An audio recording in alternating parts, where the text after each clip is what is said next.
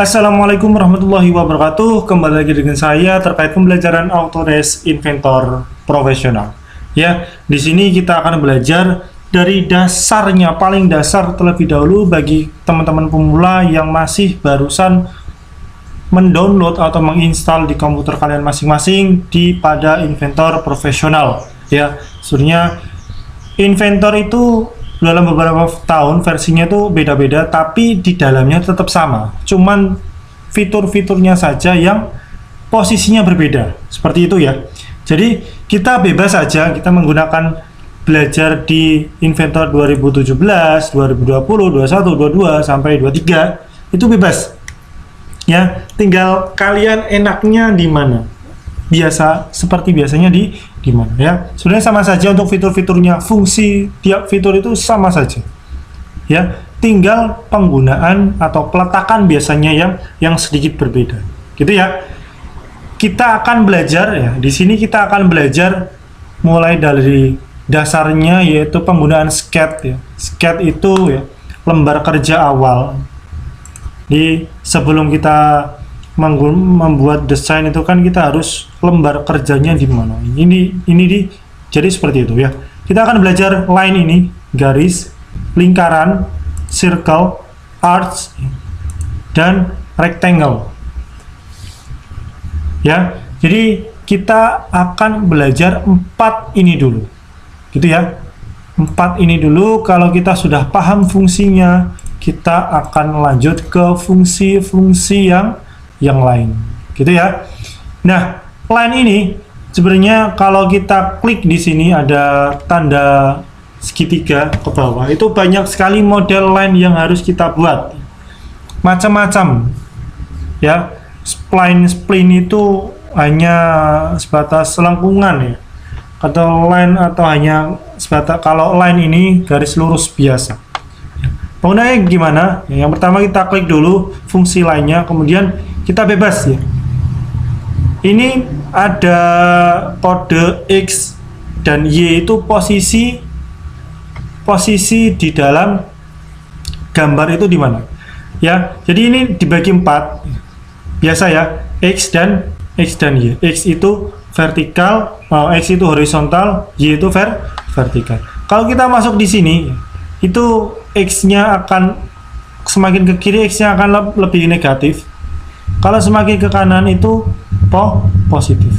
Ya, X-nya positif, Y-nya negatif. Kenapa? Karena di bawah sini. Kalau di atas sini itu Y-nya pasti positif. Ya.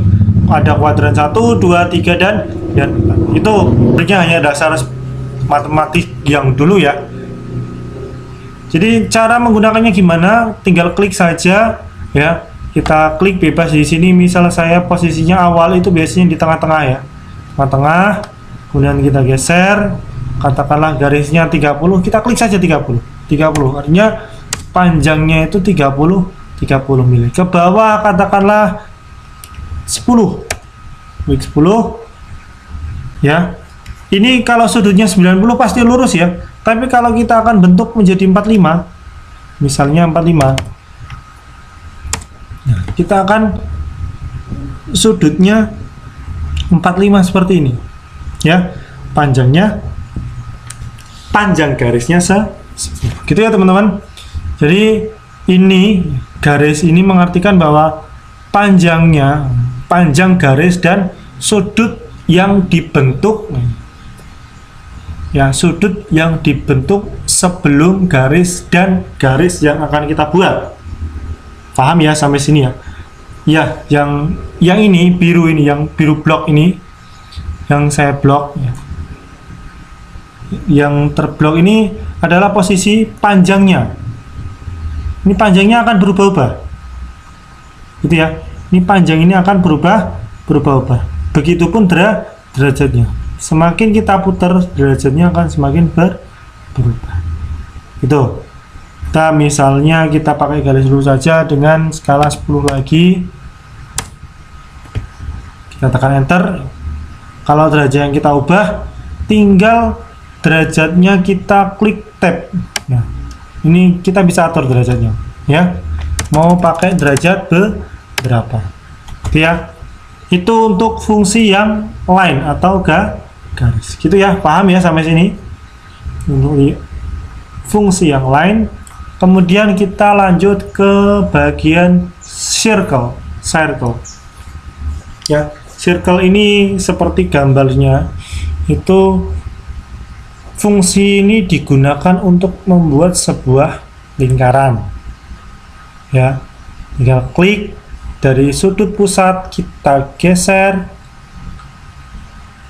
tinggal mau berapa.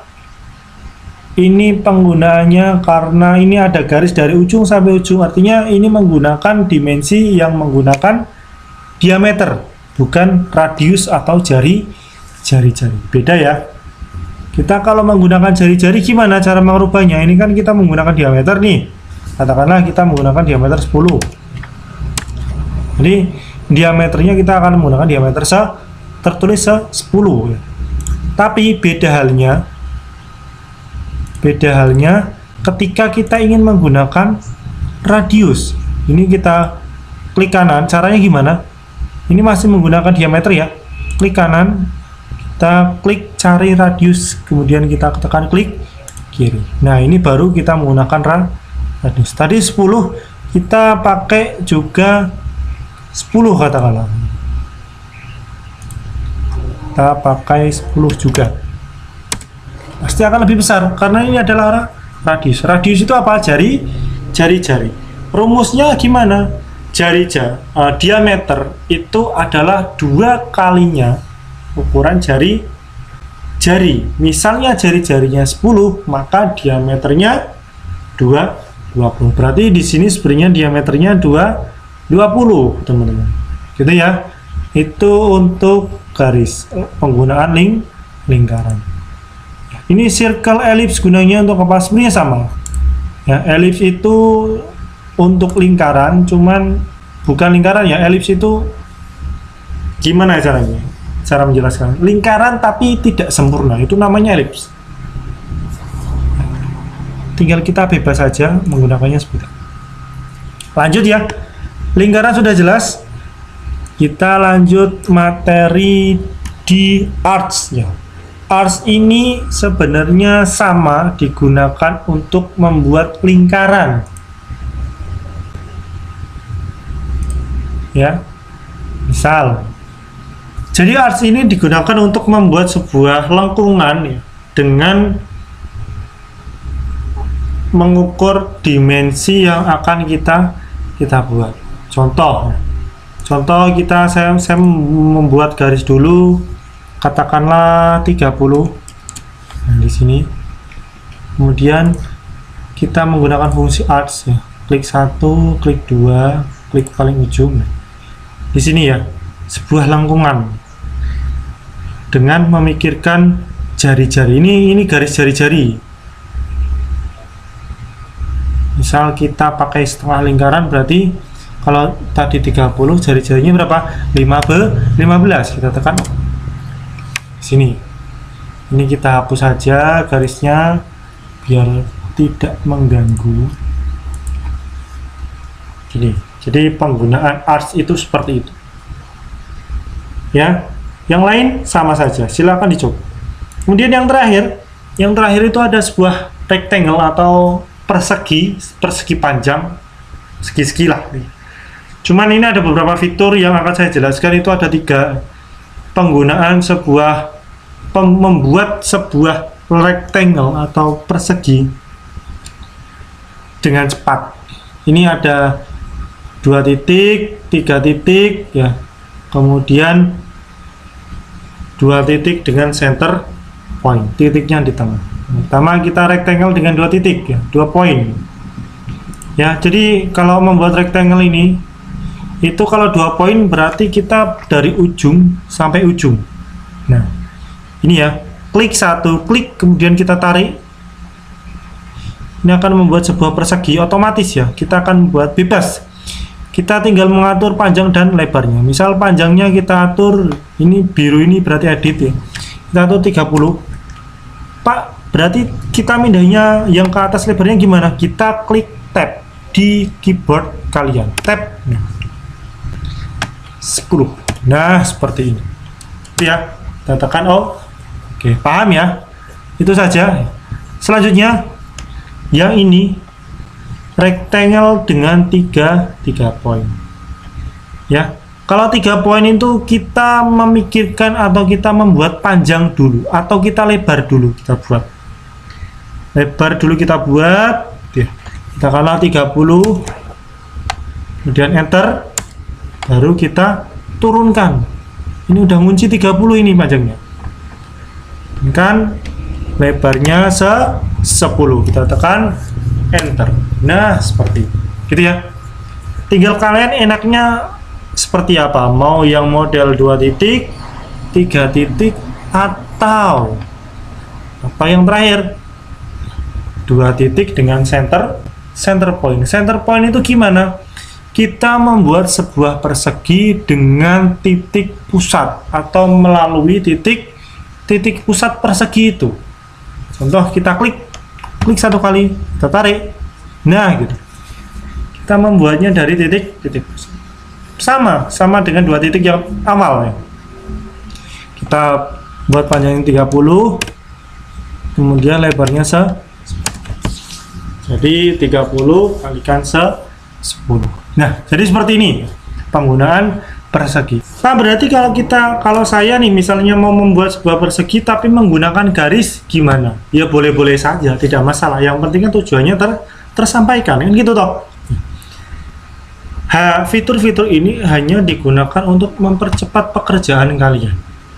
Misal kalau saya mau buat persegi dengan katakanlah seperti itu yang di atas ya, kita harus pakai 30, ke atas 10, ke kiri 10, ke bawah 10. Itu kan lama. Walaupun tetap jadi. Idealnya dengan menggunakan yang rectangle. Kita klik 1, tarik 30 kalikan 10. Selesai, jadi beres. Jadi monggo terserah kalian, yang penting kalian paham fungsi dari tiap-tiap item dari software Autodesk Inventor. Ya, itu saja ya yang mungkin saya jelaskan. Ya, untuk selanjutnya kita akan menggunakan video-video lain biar durasinya tidak terlalu panjang. Baik, silahkan belajar lagi. Silahkan dicoba. Sekian saya akhiri. Assalamualaikum warahmatullahi wabarakatuh.